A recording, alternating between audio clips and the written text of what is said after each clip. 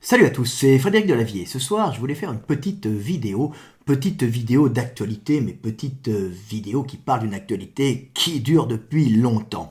Je vais donc vous parler de mon bannissement de Wikipédia et de la cause de ce bannissement. Et vous allez comprendre que si Wikipédia est un outil extrêmement intéressant et intelligent que j'utilise souvent, Wikipédia est malheureusement en France et dans certains secteurs pris en otage par des malades mentaux qui décident de ce que vous devez connaître et de ce que vous devez ignorer.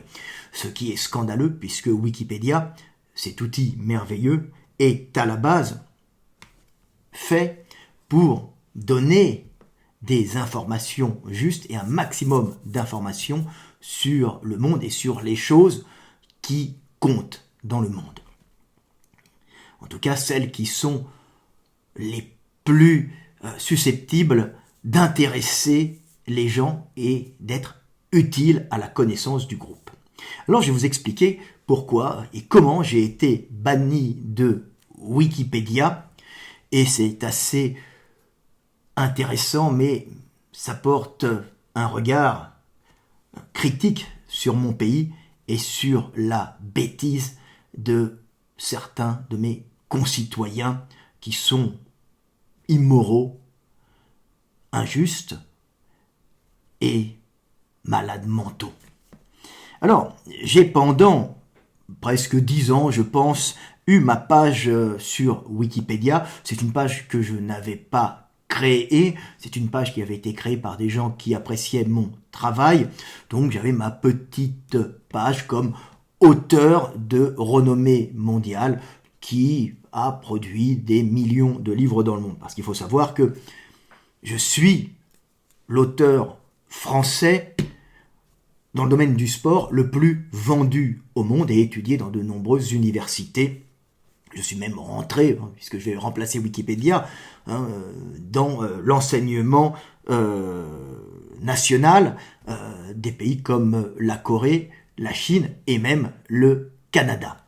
Donc je suis quelqu'un qui compte dans mon domaine, alors j'ai plusieurs domaines, et dans mon domaine qui est l'anatomie et l'enseignement de la biomécanique humaine, principalement dans le sport, mais pas que. Alors, j'avais ma page Wikipédia.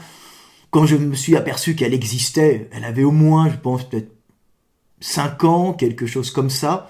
Je n'y faisais pas attention, je ne revenais pas dessus. C'est pas quelque chose, je vais pas aller voir ce que j'ai fait. Je n'ai pas besoin de Wikipédia pour faire ma promotion, puisque je vends à l'étranger. Donc, un Wikipédia France qui parle de moi n'a pas beaucoup d'intérêt pour moi. Mais j'étais là et j'existais.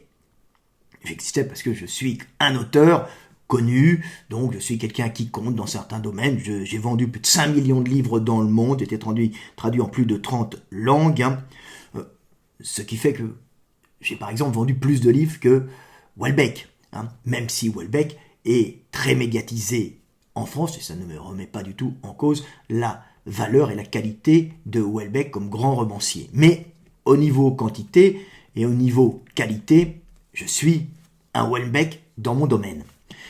Alors, j'avais des réseaux sociaux, donc je suis actif sur YouTube, je suis actif sur Facebook, à l'époque j'avais pas Instagram, donc je suis quelqu'un qui a compris qu'en France, on pouvait utiliser les réseaux sociaux pour transmettre une information et pas uniquement essayer d'avoir des followers pour satisfaire un besoin narcissique. Donc il y avait une information à transmettre. Donc j'utilisais mes réseaux sociaux qui ont progressivement augmenté. Je suis maintenant à 108 000 abonnés, je crois, à mon YouTube, celui que vous regardez, mais il n'est pas venu d'un coup, je ne fais pas de polémique. Ce sont des gens qui aiment bien un enseignement de qualité scientifique, mais avec une clarté et une accessibilité au commun. Voilà, mais ça ne veut pas dire que ce que j'explique n'est pas profond et n'est pas réellement de la science. Simplement, j'essaye de le faire d'une façon divertissante divertissante et simple. Donc j'avais mes réseaux sociaux,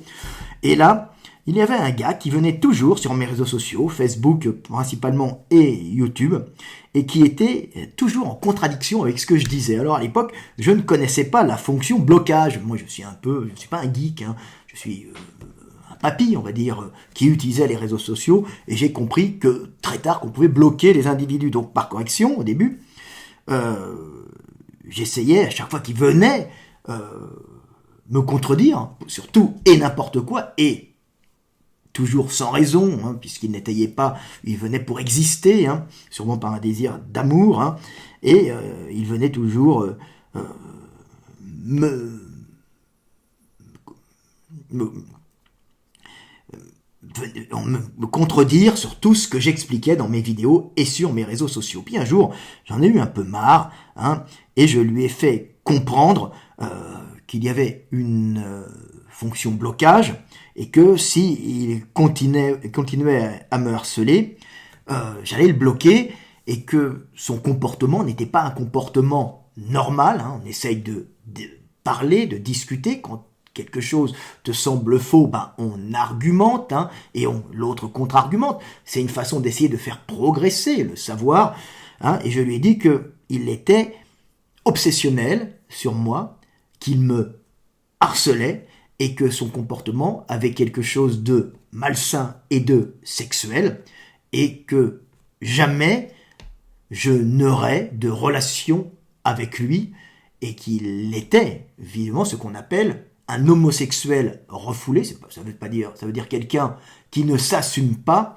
et qui essaye par des chemins détournés d'aller conquérir ou d'aller attirer l'attention de l'objet de ses désirs, hein, de ses désirs charnels. Et je lui ai bien expliqué que son comportement de harcèlement était un comportement amoureux, et que ce n'était pas quelque chose de normal, hein. On peut avoir des relations homosexuelles, j'en ai que foutre, mais on ne vient pas harceler les gens, hein, et ça, c'est malsain. Alors il l'a très mal pris à l'époque, et il m'a fait comprendre qu'il était censeur sur Wikipédia et qu'il allait me faire radier de Wikipédia, qu'il en avait le pouvoir. Alors j'en avais un peu rien à foutre, puisque je passe pas ma vie à me regarder sur Wikipédia, à regarder ma page pour essayer de trouver la satisfaction d'exister parce que je suis sur Wikipédia. Je vis par mes créations, et je vis avec le plaisir d'enseigner à des gens qui aiment mon travail. Donc, je n'ai pas trop fait attention à ces menaces. Et là, qu'est-ce que j'ai vu ? J'ai vu surgir sur Wikipédia des articles sur moi. Alors Wikipédia c'était très neutre, ça expliquait que je faisais des livres de musculation, comme celui-là, Guide du monde de musculation, hein, vendu dans le monde, que je travaillais avec Michael Gundil, mais c'était très succinct, c'était un Wikipédia professionnel, hein. Et là, j'ai vu qu'on avait rajouté que je faisais des conférences racistes et que j'étais un militant d'extrême droite, chose complètement fausse, hein, et même insultante, pas d'être extrême droite, mais des conférences racistes, c'est quelque chose que je n'apprécie pas, hein. Je veux dire, le racisme en tant que mépris de l'autre, hein, pour ses différences raciales, comme je l'explique souvent dans mes vidéos. Je ne considère pas qu'il y a des races humaines, j'explique qu'il y a des variations individuelles avec des adaptations à des milieux différents qui font la diversité humaine et son côté merveilleux, justement, par cette mosaïque d'individus au physique et à l'intellect formés par ces différents milieux qui font la richesse de notre humanité. Donc cet abruti est allé mettre des insultes sur mon compte, et si ça s'était arrêté là, alors j'ai appelé Wikipédia tout de suite en disant que j'allais leur faire un procès, hein. Tout de suite ça a été enlevé, bien sûr, parce que Wikipédia ne veut pas avoir de procès, donc on était plusieurs à le signaler, hein. Et voilà que d'un seul coup les gens m'appellent en me disant « Fred, tu n'as plus de Wikipédia ». Alors, au début, je m'en fous un peu parce que Wikipédia ne m'intéresse pas sur moi, je vais pas faire des recherches sur moi, je vais faire des recherches sur les autres. Donc j'ai plus intérêt à connaître le monde des autres, hein, le monde des créations des autres, de l'histoire du monde, que de connaître mon histoire et ma vie que je connais parfaitement. Mais là où le bas blesse, c'est que des gens ont essayé de recréer mon Wikipédia, plusieurs personnes, et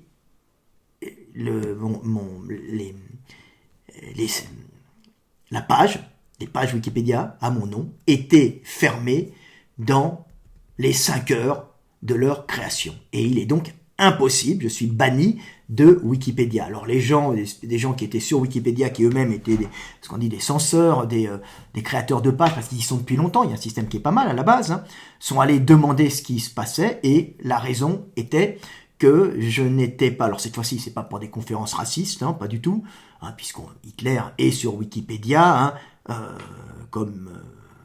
donc on ne va pas dire comme Himmler, donc on ne peut pas dire que Wikipédia interdit les racistes. Donc si j'avais été raciste, j'aurais pu être sur Wikipédia, mais je ne le suis pas. Donc ça ne peut pas être la cause, parce que même si j'avais été, j'aurais pu être sur Wikipédia en étant connu. Donc la raison invoquée par Wikipédia, c'était que je n'avais pas de source secondaire, c'est-à-dire d'interviews et de journaux qui parlent de moi, et que je n'étais pas reconnu en dehors de mes travaux.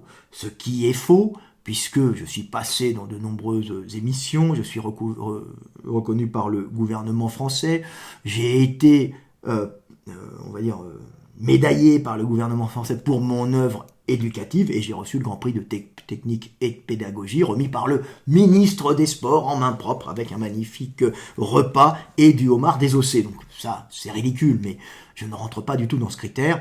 De plus, quand tu tapes mon nom, tu vois qu'il y a, je sais pas moi, un moment il y avait 1 million de sorties ou 2 millions, maintenant il baisse un peu parce que il y a plusieurs autres Delavier qui sont venus, mais je suis à plusieurs centaines de milliers de sorties. Tu tapes mon nom sur Google, hein, pas sur Wikipédia, sur Google, et tu vois qu'il y a plein de sorties à mon nom un peu partout, que ça soit en France ou à l'étranger, parce que quand tu écris des bouquins et que tu fais plus de 5 millions de ventes, tu es reconnu dans le monde entier et on parle de toi partout. On parle de moi dans des journaux américains, des journaux brésiliens. Donc le fait de ne pas être sur Wikipédia par manque de sources secondaires est un mensonge. Donc déjà, c'est quelque chose qui est faux et c'est quelque chose qui a été monté et mis en place par cet amoureux éconduit qui a bien vu que j'avais compris qu'il avait une relation malsaine et de harcèlement envers moi, hein, qui est sûrement une relation d'amour qu'il n'ose pas admettre. Alors ce monsieur,